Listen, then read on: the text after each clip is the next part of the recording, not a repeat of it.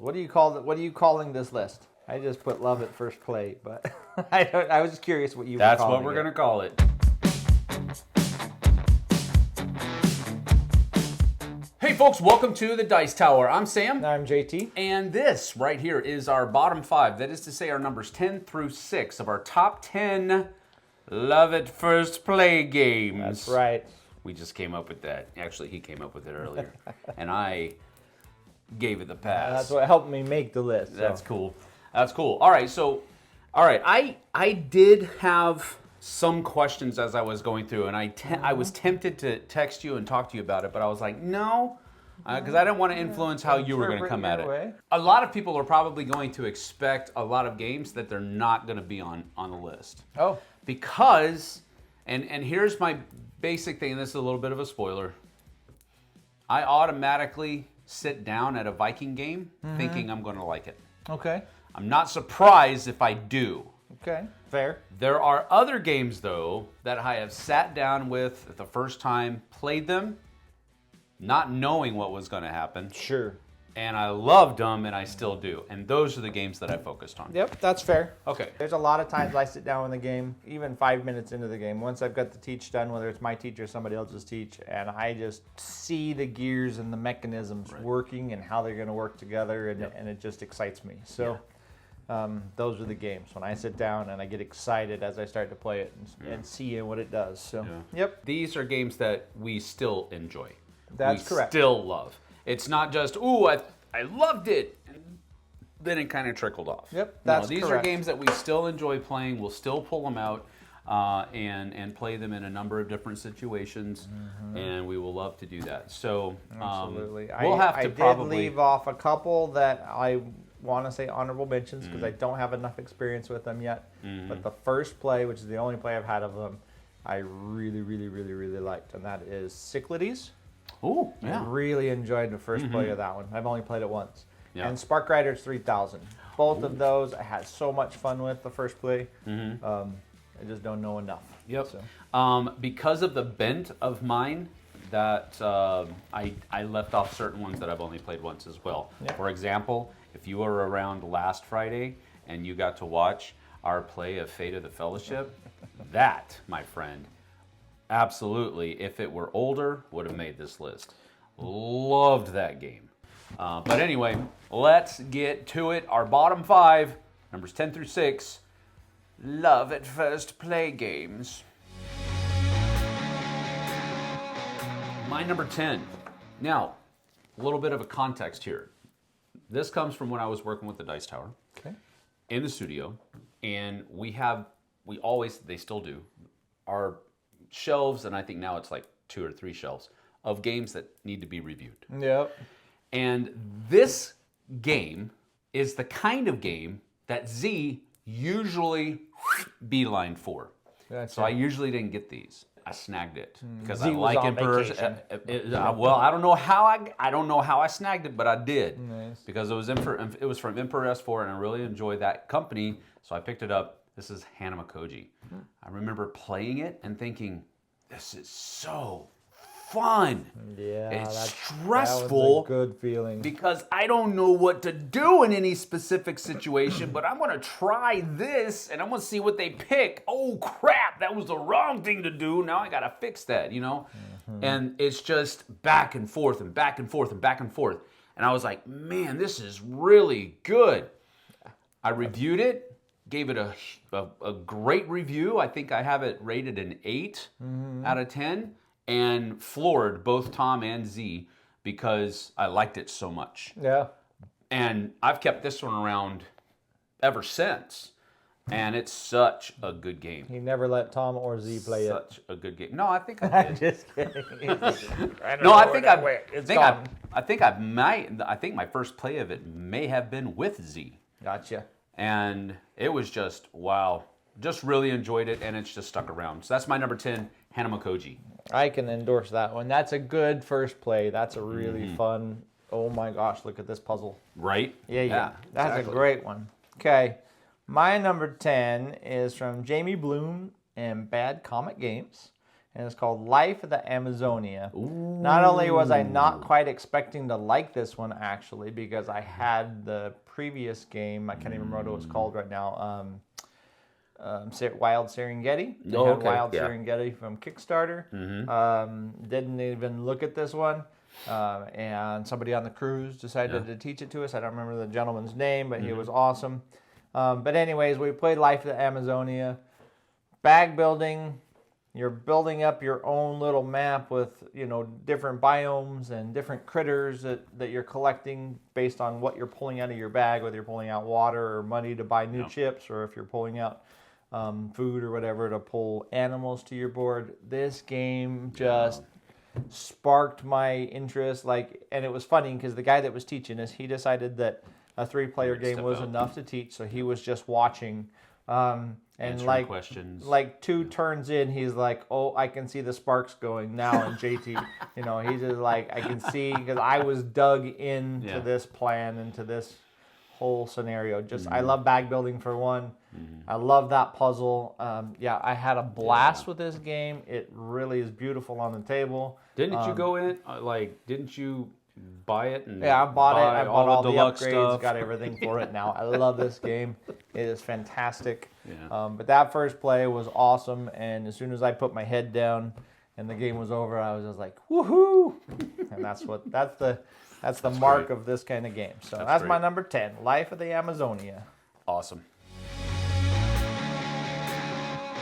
My first play of this game was at a Longhorn Steakhouse in Homestead, Florida. But it was me, Tom, Jason, Z, and a couple other people. I can't remember who those other people were. But it was some type of, I think we had a company, a publisher in town that was in, and we were taking them out for dinner or something like that. I can't remember exactly what it was. But anyway, while we were waiting, No, I'm just joking. While we were waiting for our food to come up,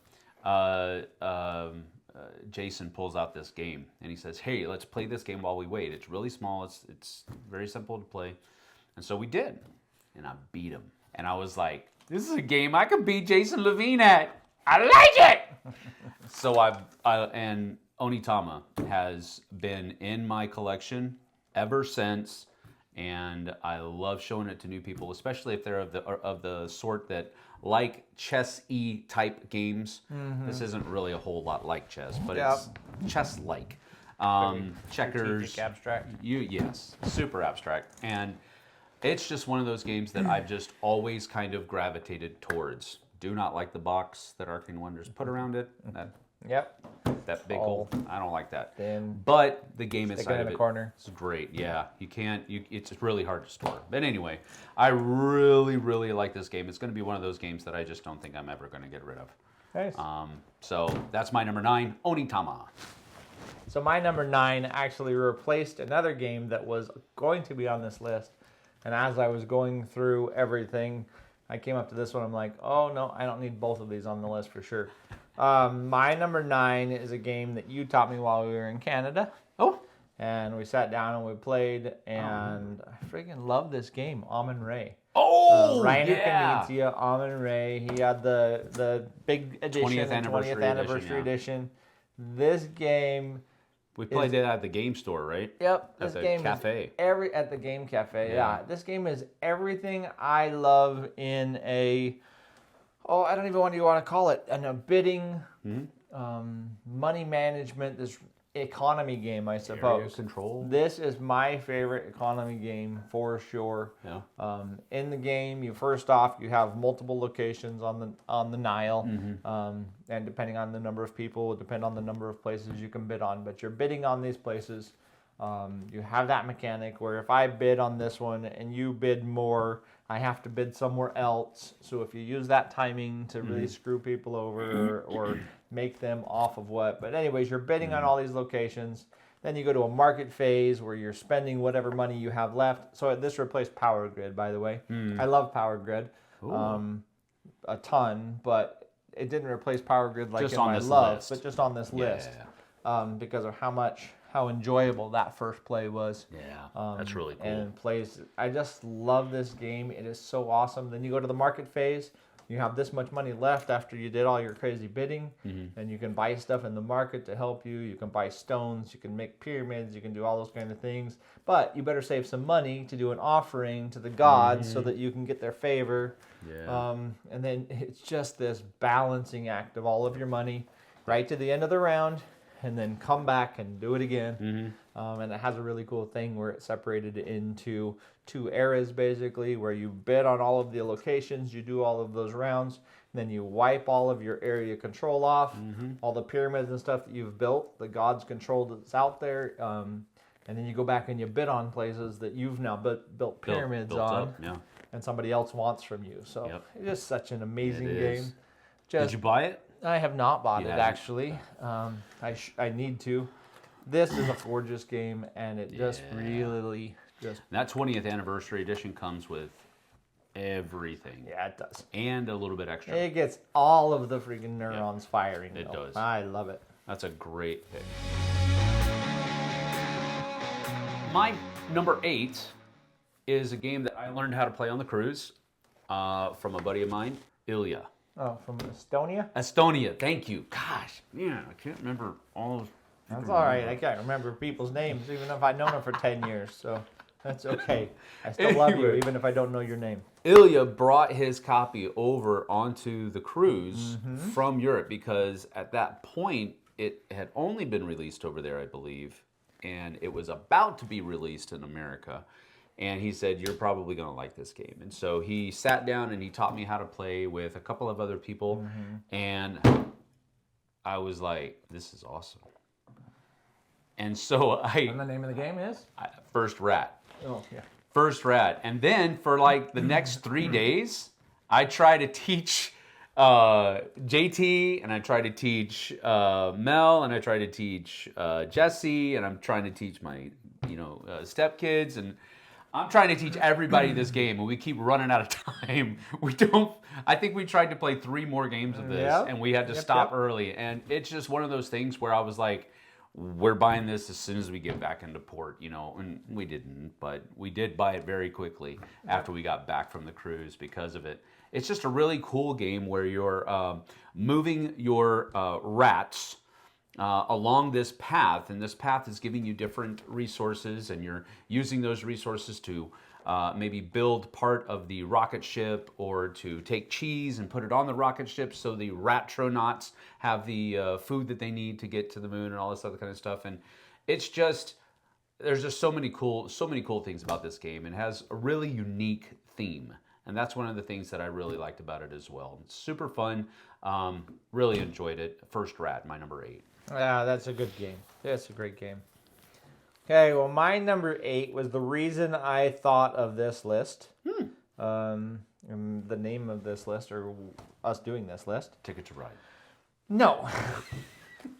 And this is called Lord of the Rings, The Fate of the Fellowship, because this game... Wow! He's played it a lot more. I've played it a half a dozen times now. Yeah. But I can just tell you right now, the first time I played it, I sat down, I set it up, I'd heard this review or that review, or, some people like it, some people don't like it. Yep. It's already in the top 400 on BGG, and it's been out for like 3 months. Wow. It's going to be top 20 pretty soon, you watch. It's going to be top 30 at least. But anyways, this game, I set it out on the table, me and my sister. I'm like, okay, I hope this is good. I love pandemics anyways.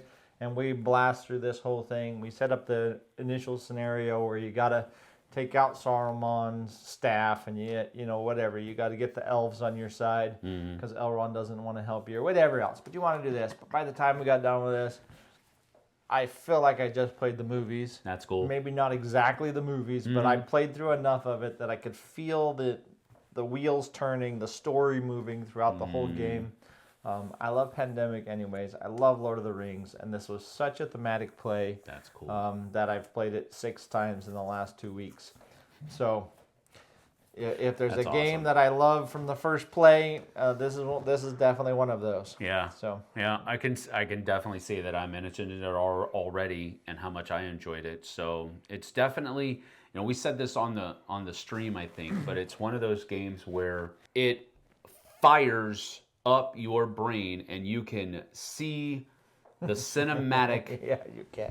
Yeah, you can. just goodness flowing through the game as you're playing through the game. It's so good. So good. All right, my number 7 is a game that I was taught how to play by Luke from Love Thy Nerd. And this was when we were at Grand Con 2 years ago. Before the convention actually started, we were there the day before. We got to our rooms. We were like, okay, what do we want to do? And we said, let's go down and play some games. So we went down and played some games, and he had this one in his cadre. This one's called Bonsai. Bonsai is basically all you're doing is you're trying to build your own bonsai tree, and you're trying to accomplish certain goals with how your bonsai tree is being built and what you're putting into your bonsai tree as you make it. How far off of the edge are your limbs hanging past the base? How many flowers do you have on your bonsai tree? How many wood shafts and how many blooms do you have? All of these things are different things that you're going to be able to score points with, and it's just underneath all of that, there's a drafting mechanism where you're drafting cards that are allowing you to do all of those different things. Just a really fun, simple game that is a very thematic game. I think the designers they have a love of cultivating bonsai trees as a hobby apart from gaming, and they designed a game around it. And they just poured every ounce of their affinity for that into the game, and it's very, very palpable. I really enjoyed this game a lot. That's Bonsai, my number 7. Nice. All right, my number 7 is the obligatory Garfield game that has to go on my list. No, I'm just kidding. One of 4. No, they didn't say that. It could be 1 of 4. I'm not going to tell you ahead of time.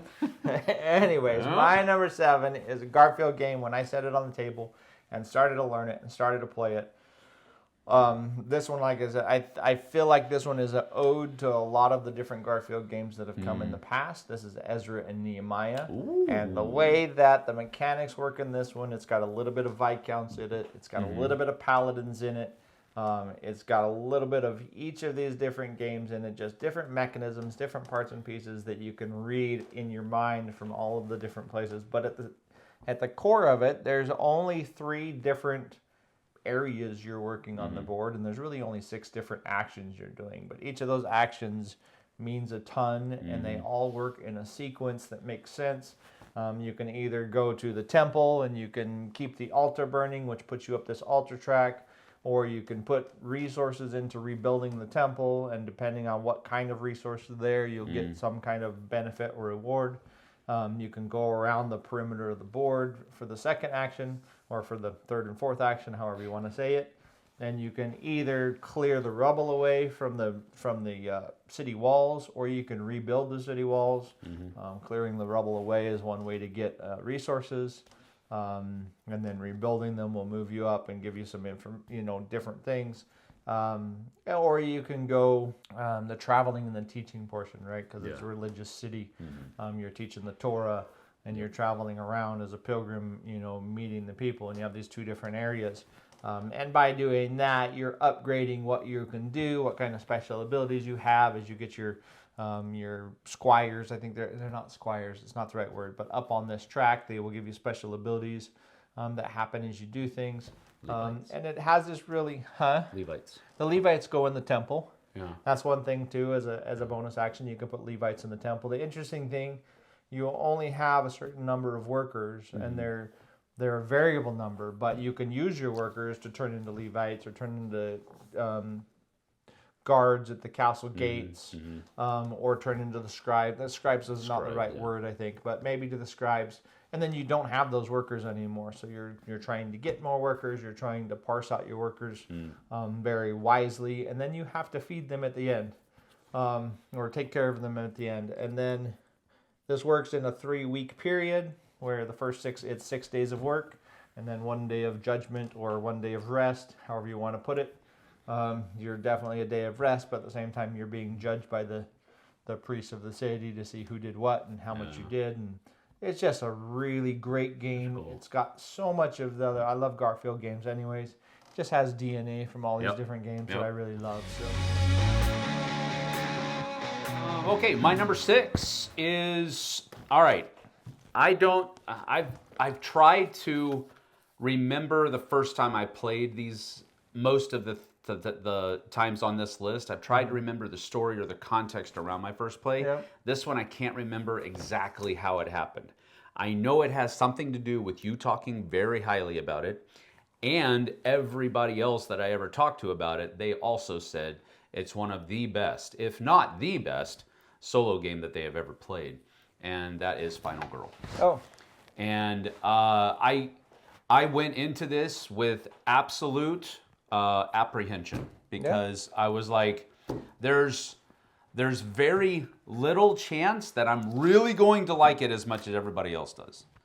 I don't think you were solo gaming a lot when you started. No, I was either. not. I just there was a point at which I did not see, because I was in a studio that I could generally say, hey, I need to get this game played. Will you play this game with me? Sure.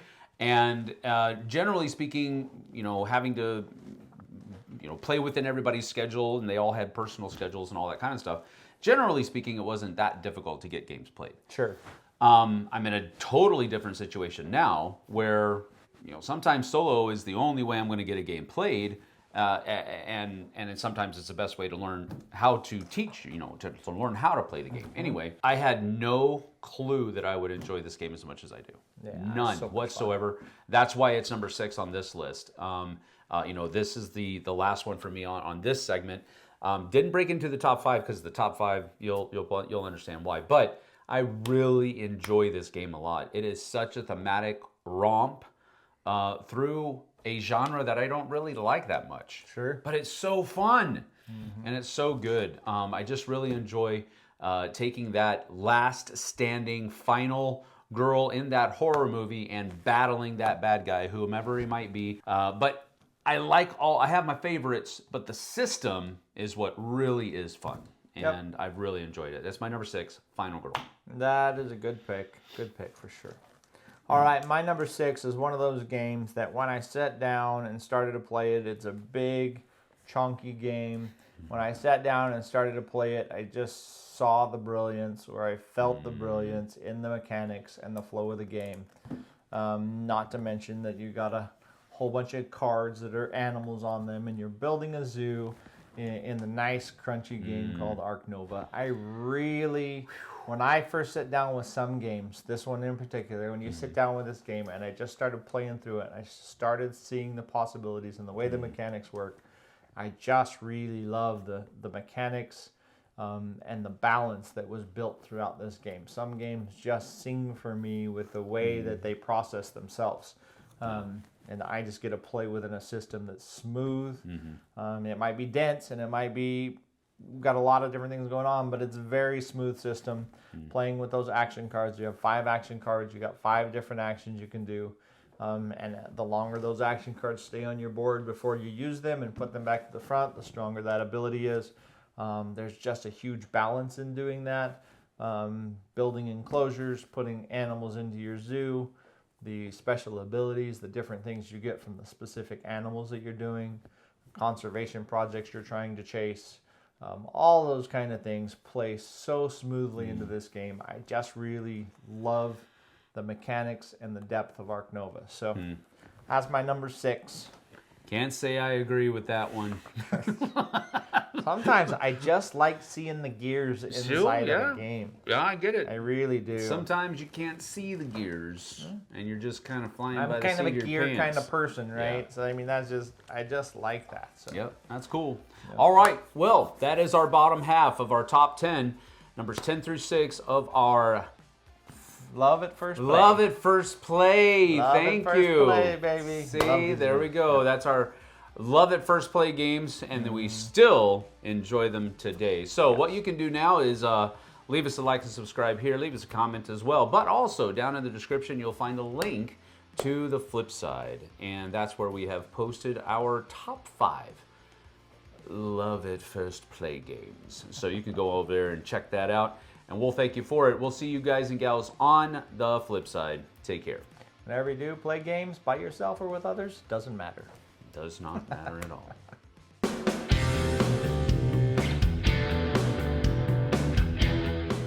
Hey everybody, thanks for watching this video. If you like this review or whatever you just watched, wasn't it amazing? Check out our channel, Dice Tower. We have all kinds of things. We review games, we do top 10s, we play games live. It's all about board games, but especially the people who play them. Check out Dice Tower YouTube channel.